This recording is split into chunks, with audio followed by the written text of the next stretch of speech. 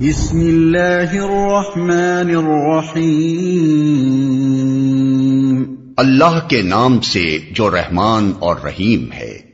الہکم الہ واحد فالذین لا یؤمنون بالآخرة قلوبهم منکرة وهم مستکبرون۔ تمہارا خدا بس ایک ہی خدا ہے، مگر جو لوگ آخرت کو نہیں مانتے ان کے دلوں میں انکار بس کر رہ گیا ہے اور وہ گھمنڈ میں پڑ گئے ہیں۔ یعنی آخرت کے انکار نے ان کو اس قدر غیر ذمہ دار، بے فکر اور دنیا کی زندگی میں مست بنا دیا ہے کہ اب انہیں کسی حقیقت کا انکار کر دینے میں باک نہیں رہا، کسی صداقت کی ان کے دل میں قدر باقی نہیں رہی، کسی اخلاقی بندش کو اپنے نفس پر برداشت کرنے کے لیے وہ تیار نہیں رہے، اور انہیں یہ تحقیق کرنے کی پرواہ ہی نہیں رہی کہ جس طریقے پر وہ چل رہے ہیں وہ حق ہے بھی یا نہیں۔ لا جرم ان اللہ يعلم ما يسرون وما يعلنون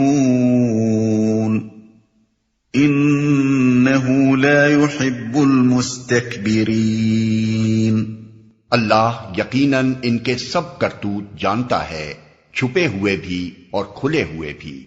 وہ ان لوگوں کو ہرگز پسند نہیں کرتا جو غرور نفس میں مبتلا ہوں۔ وَإِذَا قِيلَ لَهُم مَّاذَا أَنزَلَ رَبُّكُمْ قَالُوا أَسَاطِيرُ الْأَوَّلِينَ۔ اور جب کوئی ان سے پوچھتا ہے کہ تمہارے رب نے یہ کیا چیز نازل کی ہے تو کہتے ہیں اجی وہ تو اگلے وقتوں کی فرسودہ کہانیاں ہیں۔ اور جب کوئی یہاں سے تقریر کا رخ دوسری طرف پھرتا ہے۔ نبی صلی اللہ علیہ وسلم کی دعوت کے مقابلے میں جو شرارتیں کفار مکہ کی طرف سے ہو رہی تھیں، جو حجتیں آپ کے خلاف پیش کی جا رہی تھیں، جو ہیلے اور بہانے ایمان نہ لانے کے لیے گھڑے جا رہے تھے، جو اعتراضات آپ پر وارد کیے جا رہے تھے، ان کو ایک ایک کر کے لیا جاتا ہے اور ان پر فہمائش، زجر اور نصیحت کی جاتی ہے۔ فرسودہ کہانیاں ہیں۔ نبی صلی اللہ علیہ وسلم کی دعوت کا چرچا جب اطراف و اکناف میں پھیلا تو مکے کے لوگ جہاں کہیں جاتے تھے ان سے پوچھا جاتا تھا کہ تمہارے ہاں جو صاحب نبی بن کر اٹھے ہیں وہ کیا تعلیم دیتے ہیں، قرآن کس قسم کی کتاب ہے، اس کے مضامین کیا ہیں، وغیرہ وغیرہ۔ اس طرح کے سوالات کا جواب کفار مکہ ہمیشہ ایسے الفاظ میں دیتے تھے جن سے سائل کے دل میں نبی صلی اللہ علیہ وسلم اور آپ کی لائی ہوئی کتاب کے متعلق کوئی نہ کوئی شک بیٹھ جائے، یا کم از کم اس کو آپ سے اور آپ کی نبوت کے معاملے سے کوئی دلچسپی باقی نہ رہے۔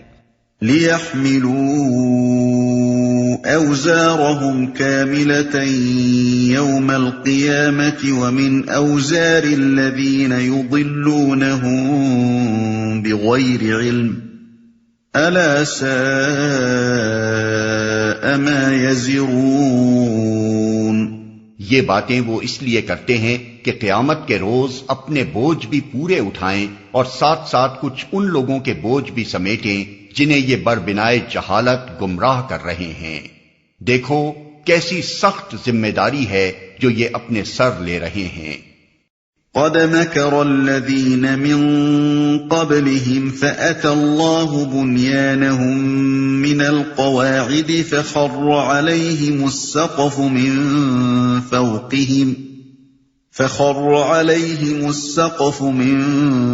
فوقهم وأتاهم العذاب من حيث لا يشعرون۔ ان سے پہلے بھی بہت سے لوگ حق کو نیچا دکھانے کے لیے ایسی ہی مکاریاں کر چکے ہیں، تو دیکھ لو کہ اللہ نے ان کے مکر کی عمارت جڑ سے اکھاڑ پھینکی اور اس کی چھت اوپر سے ان کے سر پر آ رہی، اور ایسے رخ سے ان پر عذاب آیا جدھر سے اس کے آنے کا ان کو گمان تک نہ تھا۔ ثم يوم القيامة يخزيهم ويقول أين شركائي الذين كنتم تشاقون فيهم قال الذين أوتوا العلم إن الخزي اليوم والسوء على الكافرين۔ پھر قیامت کے روز اللہ انہیں ذلیل و خوار کرے گا اور ان سے کہے گا بتاؤ اب کہاں ہیں میرے وہ شریک جن کے لیے تم اہل حق سے جھگڑے کیا کرتے تھے۔ جن لوگوں کو دنیا میں علم حاصل تھا وہ کہیں گے آج رسوائی اور بدبختی ہے کافروں کے لیے۔ جن لوگوں کو دنیا میں علم حاصل تھا، پہلے فقرے اور اس فقرے کے درمیان ایک لطیف خلا ہے جسے سامعین کا ذہن تھوڑے غور و فکر سے خود بھر سکتا ہے۔ اس کی تفصیل یہ ہے کہ جب اللہ تعالیٰ یہ سوال کرے گا تو سارے میدان حشر میں ایک سناٹا چھا جائے گا، کفار مشرکین کی زبانیں بند ہو جائیں گی، ان کے پاس اس سوال کا کوئی جواب نہ ہوگا، اس لیے وہ دم بخود رہ جائیں گے اور اہل علم کے درمیان آپس میں یہ باتیں ہوں گی۔ الذين تتوفاهم الملائكة ظالمي أنفسهم فألقوا السلم ما كنا نعمل من سوء بلى إن الله عليم بما كنتم تعملون فادخلوا أبواب جهنم خالدين فيها فلبئس مثوى المتكبرين۔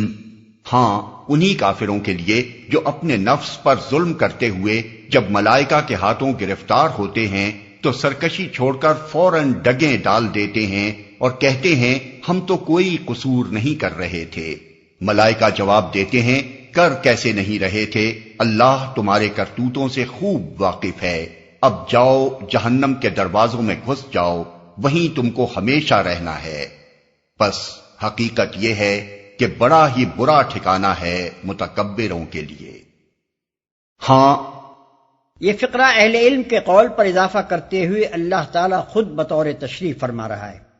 جن لوگوں نے اسے بھی اہل علم ہی کا قول سمجھا ہے انہیں بڑی تعبیروں سے بات بنانی پڑی ہے اور پھر بھی بات پوری نہیں بن سکی ہے۔ جب ملائکہ کے ہاتھوں گرفتار ہوتے ہیں، یعنی جب موت کے وقت ملائکہ ان کی روحیں ان کے جسم سے نکال کر اپنے قبضے میں لے لیتے ہیں، وہیں تم کو ہمیشہ رہنا ہے۔ یہ آیت اور اس کے بعد والی آیت جس میں قبض روح کے بعد متقیوں اور ملائکہ کی گفتگو کا ذکر ہے، قرآن مجید کی ان متعدد آیات میں سے ہے جو صریح طور پر عذاب و ثواب قبر کا ثبوت دیتی ہیں۔ حدیث میں قبر کا لفظ مجازاً عالم برزخ کے لیے استعمال ہوا ہے، اور اس سے مراد وہ عالم ہے جس میں موت کی آخری ہچکی سے لے کر بعث بعد الموت کے پہلے جھٹکے تک انسانی ارواح رہیں گی۔ منکرین حدیث کو اس پر اصرار ہے کہ یہ عالم بالکل عدم محض کا عالم ہے جس میں کوئی احساس اور شعور نہ ہوگا اور کسی قسم کا عذاب یا ثواب نہ ہوگا۔ لیکن یہاں دیکھیے کہ کفار کی روحیں جب قبض کی جاتی ہیں تو وہ موت کی سرحد کے پار کا حال بالکل اپنی توقعات کے خلاف پا کر سراسیمہ ہو جاتی ہیں اور فوراً سلام ٹھوک کر ملائکہ کو یقین دلانے کی کوشش کرتی ہیں کہ ہم کوئی برا کام نہیں کر رہے تھے۔ جواب میں ملائکہ ان کو ڈانٹ بتاتے ہیں اور جہنم واصل ہونے کی پیشگی خبر دیتے ہیں۔ دوسری طرف اتقیاء کی روحیں جب قبض کی جاتی ہیں تو ملائکہ ان کو سلام بجا لاتے ہیں اور جنتی ہونے کی پیشگی مبارکباد دیتے ہیں۔ کیا برزخ کی زندگی میں احساس، شعور، عذاب اور ثواب کا اس سے بھی زیادہ کھلا ہوا کوئی ثبوت درکار ہے؟ اسی سے ملتا جلتا مضمون سورہ نساء آیت نمبر 97 میں گزر چکا ہے، جہاں ہجرت نہ کرنے والے مسلمانوں سے قبض روح کے بعد ملائکہ کی گفتگو کا ذکر آیا، اور ان سب سے زیادہ صاف الفاظ میں عذاب برزخ کی تصریح سورہ مومن آیت 45-46 میں کی گئی ہے، جہاں اللہ تعالیٰ فرعون اور آل فرعون کے متعلق فرماتا ہے کہ ایک سخت عذاب ان کو گھیرے ہوئے ہے، یعنی صبح و شام وہ آگ کے سامنے پیش کیے جاتے ہیں، پھر جب قیامت کی گھڑی آ جائے گی تو حکم دیا جائے گا کہ آل فرعون کو شدید تر عذاب میں داخل کرو۔ حقیقت یہ ہے کہ قرآن اور حدیث دونوں سے موت اور قیامت کے درمیان کی حالت کا ایک ہی نقشہ معلوم ہوتا ہے، اور وہ یہ ہے کہ موت محض جسم و روح کی علیحدگی کا نام ہے، نہ کہ بالکل معدوم ہو جانے کا۔ جسم سے علیحدہ ہو جانے کے بعد روح معدوم نہیں ہو جاتی، بلکہ اس پوری شخصیت کے ساتھ زندہ رہتی ہے جو دنیا کی زندگی کے تجربات اور ذہنی و اخلاقی اکتسابات سے بنی تھی۔ اس حالت میں روح کے شعور، احساس، مشاہدات اور تجربات کی کیفیت خواب سے ملتی جلتی ہوتی ہے۔ ایک مجرم روح سے فرشتوں کی باز پرس اور پھر اس کا عذاب اور اذیت میں مبتلا ہونا اور دوزخ کے سامنے پیش کیا جانا، سب کچھ اس کیفیت سے مشابہ ہوتا ہے جو ایک قتل کے مجرم پر پھانسی کی تاریخ سے ایک دن پہلے ایک ڈراونے خواب کی شکل میں گزرتی ہوگی۔ اسی طرح ایک پاکیزہ روح کا استقبال اور پھر اس کا جنت کی بشارت سننا اور اس کا جنت کی ہواؤں اور خوشبوؤں سے متمتع ہونا، یہ سب بھی اس ملازم کے خواب سے ملتا جلتا ہوگا جو حسن کارکردگی کے بعد سرکاری بلاوے پر ہیڈ کوارٹر میں حاضر ہوا ہو اور وعدہ ملاقات کی تاریخ سے ایک دن پہلے آئندہ انعامات کی امیدوں سے لبریز ایک سہانا خواب دیکھ رہا ہو۔ یہ خواب یک لخت نفخ سور دوم سے ٹوٹ جائے گا اور یکایک میدان حشر میں اپنے آپ کو جسم و روح کے ساتھ زندہ پا کر مجرمین حیرت سے کہیں گے یا ویلنا من بعثنا من مرقدنا، یعنی ارے یہ کون ہمیں ہماری خوابگاہ سے اٹھا لایا؟ مگر اہل ایمان پورے اطمینان سے کہیں گے کہ ھذا ما وعد الرحمن وصدق المرسلون، یعنی یہ وہی چیز ہے جس کا رحمان نے وعدہ کیا تھا اور رسولوں کا بیان سچا تھا۔ مجرمین کا فوری احساس اس وقت یہ ہوگا کہ وہ اپنی خوابگاہ میں جہاں بستر موت پر انہوں نے دنیا میں جان دی تھی شاید کوئی ایک گھنٹہ بھر سوئے ہوں گے اور اب اچانک اس حادثے سے آنکھ کھلتے ہی کہیں بھاگے چلے جا رہے ہیں۔ مگر اہل ایمان پورے ثبات قلب کے ساتھ کہیں گے کہ لقد لبستم فی کتاب اللہ الی یوم البعث ولکنکم کنتم لا تعلمون، یعنی اللہ کے دفتر میں تو تم روز حشر تک ٹھہرے رہے ہو اور یہی روز حشر ہے مگر تم اس چیز کو جانتے نہ تھے۔ وَقِيلَ لِلَّذِينَ اتَّقَوْا مَاذَا أَنزَلَ رَبُّكُمْ قَالُوا خَيْرًا لِلَّذِينَ أَحْسَنُوا فِي هَذِهِ الدُّنْيَا حَسَنَةٌ وَلَدَارُ الْآخِرَةِ خَيْرٌ وَلَنِعْمَ دَارُ الْمُتَّقِينَ جنات عدن يدخلونها تجري من تحتها الأنهار لهم فيها ما يشاءون كذلك يجزي الله المتقين۔ دوسری طرف جب خدا ترس لوگوں سے پوچھا جاتا ہے کہ یہ کیا چیز ہے جو تمہارے رب کی طرف سے نازل ہوئی ہے تو وہ جواب دیتے ہیں کہ بہترین چیز اتری ہے۔ اس طرح کے نیکوکار لوگوں کے لیے اس دنیا میں بھی بھلائی ہے اور آخرت کا گھر تو ضرور ہی ان کے حق میں بہتر ہے۔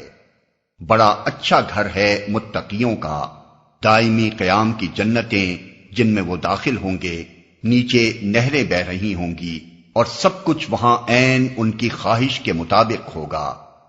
یہ جزا دیتا ہے اللہ متقیوں کو۔ بہترین چیز اتری ہے، یعنی مکے سے باہر کے لوگ جب خدا سے ڈرنے والے اور راست باز لوگوں سے نبی صلی اللہ علیہ وسلم اور آپ کی لائی ہوئی تعلیم کے بارے میں سوال کرتے ہیں تو ان کا جواب جھوٹے اور بددیانت کافروں کے جواب سے بالکل مختلف ہوتا ہے۔ وہ جھوٹا پروپیگنڈا نہیں کرتے، وہ عوام کو بہکانے اور غلط فہمیوں میں ڈالنے کی کوشش نہیں کرتے، وہ حضور صلی اللہ علیہ وسلم اور آپ کی لائی ہوئی تعلیم کی تعریفیں کرتے ہیں اور لوگوں کو صحیح صورتحال سے آگاہ کرتے ہیں۔ عین ان کی خواہش کے مطابق ہوگا۔ یہ ہے جنت کی اصل تعریف۔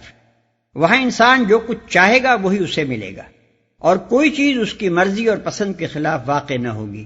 دنیا میں کسی رئیس، کسی امیر کبیر، کسی بڑے سے بڑے بادشاہ کو بھی یہ نعمت کبھی میسر نہیں آئی ہے، نہ یہاں اس کے حصول کا کوئی امکان ہے، مگر جنت کے ہر مکین کو راحت و مسرت کا یہ درجہ کمال حاصل ہوگا کہ اس کی زندگی میں ہر وقت ہر طرف سب کچھ اس کی خواہش اور پسند کے عین مطابق ہوگا، اس کا ہر ارمان نکلے گا، اس کی ہر آرزو پوری ہوگی، اس کی ہر چاہت عمل میں آ کر رہے گی۔